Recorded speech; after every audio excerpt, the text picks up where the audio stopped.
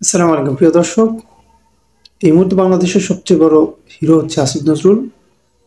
সবচাইতে বড় ভিলেন হচ্ছে তারা ইলিয়াস হুসাইন, পিনাকি ভট্টাচার্য, যারা কিনা গত 15-16 বছর ধরে স্বৈরা শাসকদের সাথে লড়াই করে যাচ্ছেন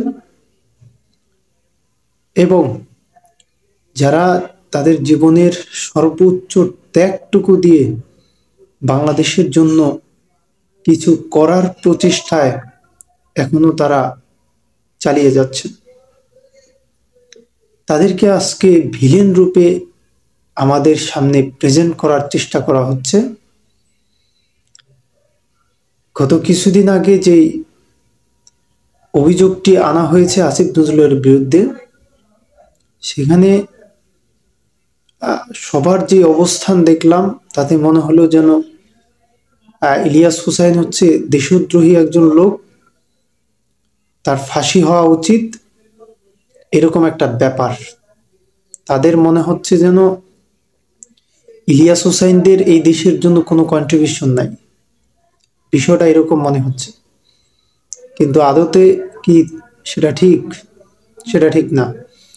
এই ইলিয়াস হোসাইনরা, এই পিনাকি ভট্টাচার্যরা, তারা এই বিভিন্ন ইনভেস্টিগেশনমূলক ঘটনাগুলি তুলে ধরার কারণেই কিন্তু এই জাতির মধ্যে এই বোধটুকু জাগ্রত হয়েছে যে আমি একটা ফেসিবাদ, এবং এই ফেসিবাদের আইকন হচ্ছে শেখ মুজিব। সেই শেখ মুজিব থেকেই শুরু হয়েছে ফেসিবাদের উত্থান।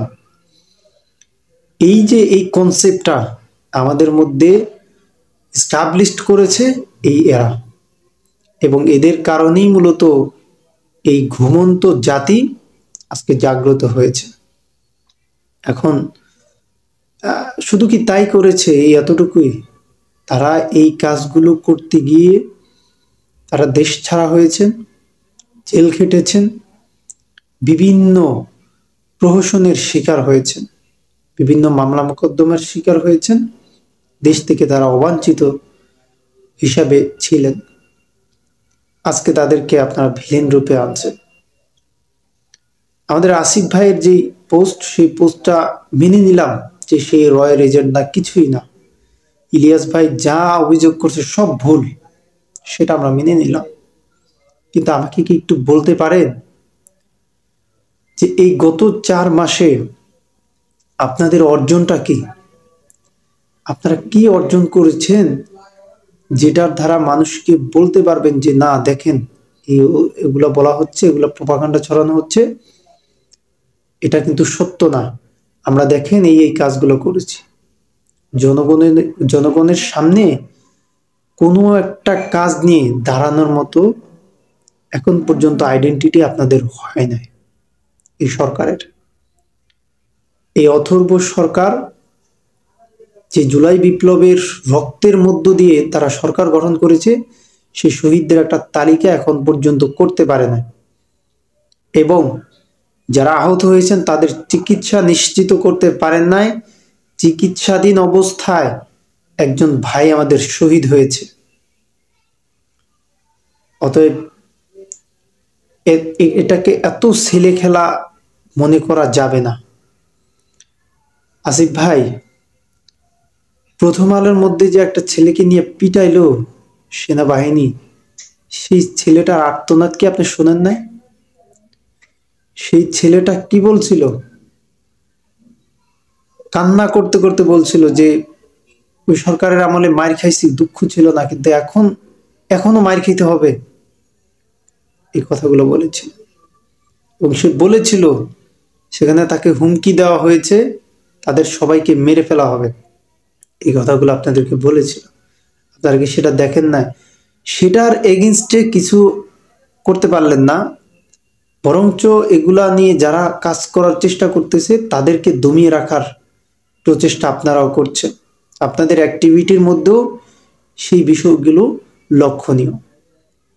এখন আপনাদেরকে যেই বিশ্বাসের জায়গা থেকে মানুষ এই ক্ষমতায় বসিয়েছে, সেই বিশ্বাসের জায়গাটুকু এখন আর নাই।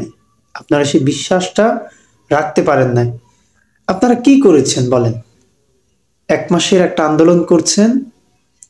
হ্যাঁ, আল্লাহর ইচ্ছায় এই আন্দোলনে আপনারা সফল হয়েছেন। আল্লাহ তাআলার ইচ্ছা ছিল এবং জনগণের স্বতঃস্ফূর্ত অংশগ্রহণ ছিল, আপনারা সফল হয়েছেন। সফল হয়ে এই ছোট্ট একটু আন্দোলনের সফল হয়ে আপনারা কিন্তু তার প্রতিদানও পেয়ে গেছেন। রাষ্ট্রের মন্ত্রিত্ব পদে বসে আপনারা কিন্তু খুব সুন্দর লাইফ লিড করতেছেন। কিন্তু যেই লোকগুলার বিরুদ্ধে এখন অবস্থান নিচ্ছেন না, যাদেরকে ম্যানার শিখাইতে আসছেন না, তারা এই 16 বছর সংগ্রাম করেও কোনো প্রতিদান পায়ও নাই বা কোনো প্রতিদান আশাও করে না জাতির কাছে। তারা জাতিকে দিতে চায়, নিতে চায় না। অতএব তাদেরকে ভিলেন রূপে অ্যাড্রেস না করে যেই অভিযোগ আনা হয়েছে যার বিরুদ্ধে, তার বিরুদ্ধে বা তার পক্ষে যেভাবে হোক একটা ইনভেস্টিগেশন করেন, করে জাতির সামনে একটা যথাযুক্ত জবাব প্রদান করেন। তা না হলে যেই আকাঙ্ক্ষা নিয়ে এই অভ্যুত্থান হয়েছে, যে স্বপ্ন নিয়ে, সেই স্বপ্ন ধূলিসাৎ হয়ে যাবে। 1971-এও হয়েছিল স্বাধীনতা, কিন্তু সেই স্বাধীনতা বর্গীরা ছিনিয়ে নিয়েছে এই শেখ মুজিবের মাধ্যমে। তাকে তো সবাই ভালোই বলছিল, তাকে ভালো ভেবেই তো সেখানে বসানো হয়েছে। কিন্তু সে কি করেছে? ক্ষমতায় বসেই সে লুটতরাজ শুরু করেছে। ভারতকে সকল সুযোগ সুবিধা দিয়েছে, পাকিস্তানের ফেলে যাওয়া সকল কিছু তারা লুটতরাজ করে নিয়ে গেছে। বাধা দেওয়ার কারণে এম এ জলিল, একজন সেক্টর কমান্ডার, তাকে জেল খাটতে হয়েছে। এই শেখ মুজিব সেটা করেছে। তো এখন শেখ মুজিবের যে ভূমিকা, আসিফ নজরুলের সেই একই ভূমিকা। মাঠে ময়দানে কিছুই ছিল না, 2-4টা বয়ান ছাড়া। শেখ মুজিবেরও কিন্তু তাই ছিল, ব্যাকগ্রাউন্ডটা একই। আর এদের ভিতরে এখন যেই প্রক্রিয়া দেখছি, বা এদের ভিতরে যেই দৃশ্যমান যেই কাজের অ্যাক্টিভিটি দেখছি, সেটা সেই শেখ মুজিবকেই, সেই ফেসিবাদের আইকনকেই অ্যাড্রেস করতেছে। অতএব এই জায়গায় এত হেলামি না করে, এটাকে আমরা মনে করছি এটাকে আইডেন্টিটি করা উচিত। সকলকে অসংখ্য ধন্যবাদ। আসসালামু আলাইকুম ওয়া রাহমাতুল্লাহ।